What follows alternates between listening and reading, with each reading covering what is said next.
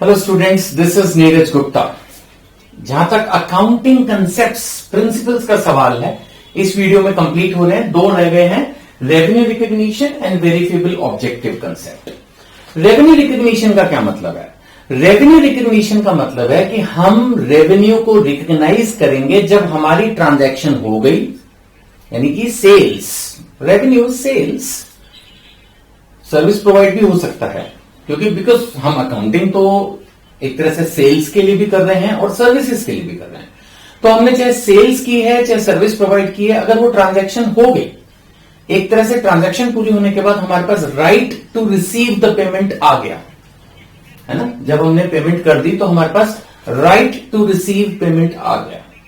तो जब भी हम कभी ऐसा करते हैं, whenever we do it, right, मतलब whenever it has happened, जब ये चीज हो चुकी, तो एज पर अकाउंटिंग रूल हम रेवेन्यू को रिकॉग्नाइज कर लेते हैं। रेवेन्यू को रिकॉग्नाइज करने का मतलब हम उसकी अकाउंटिंग कर देते हैं, हम उस सेल्स को अकाउंट्स की बुक में चढ़ा देते हैं। सिंपल लैंग्वेज में ही बोले तो इसका मतलब उससे होने वाला प्रॉफिट भी हम कंसीडर कर लेते हैं। सपोज मैंने 10 लाख रुपए की सेल्स कर दी, तो फिर वो उसका मैं प्रॉफिट जो भी है, मतलब वो इनडायरेक्टली आ ही जाएगा ना। जब मैं अपनी बुक्स में सेल्स चढ़ा दूंगा, यानी रिकॉर्ड कर लूंगा 10 लाख रुपए की, तो उससे रिलेटेड जो मेरा प्रॉफिट है वो तो बुक्स में आ ही जाएगा। So this is revenue recognition concept. वैसे आपने नहीं भी पढ़ा है तब भी इसका अपोजिट भी तो ट्रू ही है, एक्सपेंसेस रिकॉग्निशन भी यही है।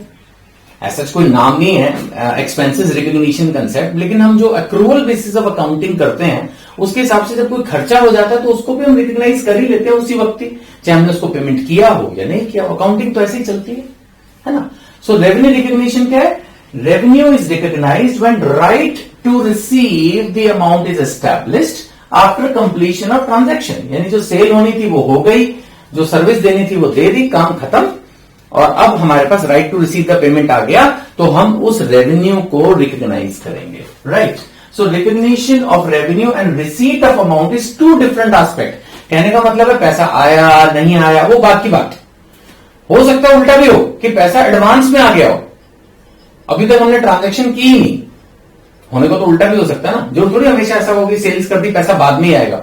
माना बहुत रेप्यूटेड कंसर्न है या जो भी कंपनी की बिजनेस पॉलिसी है वो एडवांस लेके ही काम करते हैं, तो भी हम रेवेन्यू रिकॉग्नाइज नहीं करेंगे जब तक ट्रांजैक्शन पूरी ना हो, इस रूल के हिसाब से। तो इस बात को भी समझना जरूरी है। इसीलिए मैंने दो एग्जाम्पल लिए। पहला, सपोज हमने एक फाइनेंशियल ईयर के हिसाब से चले तो जनवरी में सेल्स किया और उसका पैसा रिसीट अप्रैल में आई, तो किस फाइनेंशियल ईयर की सेल मानी जाएगी? 19-20 की, 19-20 की। बिकॉज जनवरी 20, ध्यान से देखिएगा, ध्यान से सोचिएगा, जनवरी 20 बिलोंग्स टू फाइनेंशियल ईयर 2019-2020। 19-20 की सेल मानी जाएगी, जनवरी में ही सेल को बुक कर लिया जाएगा, अकाउंटिंग में डाल दिया जाएगा, पैसा आया अप्रैल में, होने दो। ये है रेवेन्यू रिकॉग्निशन। और इसका उल्टा भी हो सकता है, मार्च में ही सपोज पैसा आ गया बट एक्चुअल ट्रांजैक्शन हुई मई में, तो ये अगले साल की सेल मानी जाएगी। एडवांस आने से सेल नहीं लिख सकते, आप ये नहीं मान सकते कि सेल हो गई। तो इसका मतलब बहुत सिंपल है, ज्यादा लंबा इसको घसीटने का फायदा ही नहीं है कि रेवेन्यू रिकॉग्निशन कंसेप्ट का मतलब यही हुआ कि आप उस रेवेन्यू को तभी कंसीडर कर लोगे जब एक्चुअल ट्रांजैक्शन होगी। पेमेंट हो सकता है पहले आ जाए, पेमेंट हो सकता है बाद में आए, ये एक अलग डिफरेंट कॉन्सेप्ट है। इसका अकाउंटिंग पर बहुत ज्यादा इंपैक्ट नहीं है, ये मैं आपको कहना चाहता हूं, राइट। दूसरी चीज है वेरिफिएबल ऑब्जेक्टिव। कुछ नहीं है, वेरिफिएबल ऑब्जेक्टिव का मतलब अकाउंटिंग की हर ट्रांजैक्शन को वेरीफाई किया जा सके। बस आपके पास प्रॉपर बिल, वाउचर, कुछ ना कुछ प्रूफ उसका होना चाहिए। डॉक्यूमेंट्री एविडेंस, क्या वर्ड बोला मैंने? डॉक्यूमेंट्री एविडेंस होना चाहिए, वेरीफिएबल, जिसको हम वेरीफाई कर सकें। ऑडिटिंग में बार बार बोलता हूं, अकाउंटिंग के अंदर ऑडिटिंग की जाती है एक इंडिपेंडेंट प्रोफेशनल के द्वारा भी, समटाइम मैनेजमेंट भी कर सकती है, जरूरत पड़े तो गवर्नमेंट भी आपके बुक्स मंगा के चेक कर सकती है। तो ये चीजें आपको ध्यान से समझनी है, right. So all accounting transaction should be evidenced by business documents like supporting document, cash memo, है ना, कैश का जो बिल मिलता है ना, इनवॉइस, सेल्स बिल्स, कुछ भी। जैसा आपने कई बार देखा भी होगा, जब आप कोई सामान खरीदने जाते हो तो अगर आप ना मांगो तो कई बार दुकानदार भी थोड़ा लेजी भी होता है, बिल नहीं भी देता, और समटाइम तो टैक्स बचाने के लिए भी बिल नहीं देते हैं। तो आपको हमेशा एक बिल डिमांड करना चाहिए। विदाउट बिल आपको सामान नहीं खरीदना चाहिए। 10 रुपए की ब्रेड के लिए तो नहीं मैं कह रहा, लेकिन अगर आप ध्यान से देखें तो जो बड़े बड़े स्टोर है वहां तो अगर आप 10 रुपए की ब्रेड भी खरीदेंगे, पता नहीं ब्रेड कितनी की आती, तो उसका भी फिर वो प्रॉपर बिल देते हैं। तो बिल तो होना ही चाहिए मुझे लगता है। सकता है। बहुत सारे लोग मेडिसिन खरीदते वक्त भी गलती करते हैं कि बिल नहीं लेते। व्हाट आई मीन टू से, in accounting, in official accounting, in proper accounting, there should be a verifiable objective principle। हर चीज को वेरीफाई करना पड़ सकता है। अब यहां पर मैं एक प्रैक्टिकल एस्पेक्ट डिस्कस करूंगा जो 11th क्लास के अगर आप स्टूडेंट हैं जिसके लिए वीडियोस बेसिकली बनाई जा रही हैं उसके लिए रेलेवेंट नहीं है, लेकिन आप मेरे से पूछ सकते हो। प्रैक्टिकल एस्पेक्ट भी थोड़ा सा बस 1 मिनट में डिस्कस करूंगा कि सर हमारा ऑफिस है, मान लेते हैं उसमें कैंटीन नहीं है, मतलब कोई ऐसा हमने कोई चाय वाय का सिस्टम नहीं रखा। हम क्या करते हैं, बाहर के एक चाय वाले से मंगवा लेते हैं। अब वो हमें जो चाय दे जाता है, मान लेते हैं दिन में 2 बार।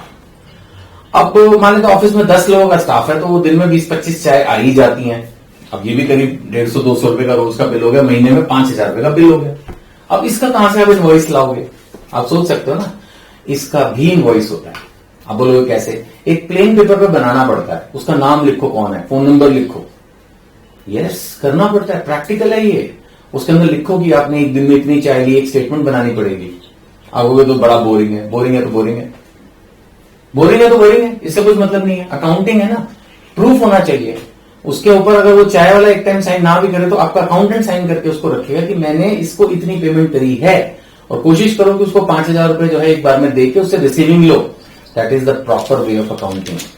ऐसी छोटी छोटी चीजों पर भी एक प्रॉपर वाउचर और कोई ना भी बना के दे, ऑफिस का स्टाफ तो बना सकता है ना, प्लेन पेपर के ऊपर उसका रिकॉर्ड, तो उसको भी एक्सेप्ट करती है गवर्नमेंट, क्योंकि छोटी मोटी पेमेंट्स हैं तो इसका इतना ही प्रूफ ठीक है। बट कुछ तो हो, बिल्कुल हवा में आप एंट्री नहीं डाल सकते। अकाउंटिंग ऐसे नहीं होती है। हर ट्रांजैक्शन का एक पेपर, एक सपोर्टिंग डॉक्यूमेंट होना जरूरी होता है, राइट? इसको बोलते हैं वेरीफेबल ऑब्जेक्टिव कंसेप्ट। ठीक है जी। तो अभी यहां पर आपके अकाउंटिंग प्रिंसिपल्स कंप्लीट हो रहे हैं, और कोई भी डाउट हो तो आप डेफिनेटली मुझे कमेंट बॉक्स में लिखिए या दिए गए नंबर पर SMS आप कर सकते हैं। Thank you.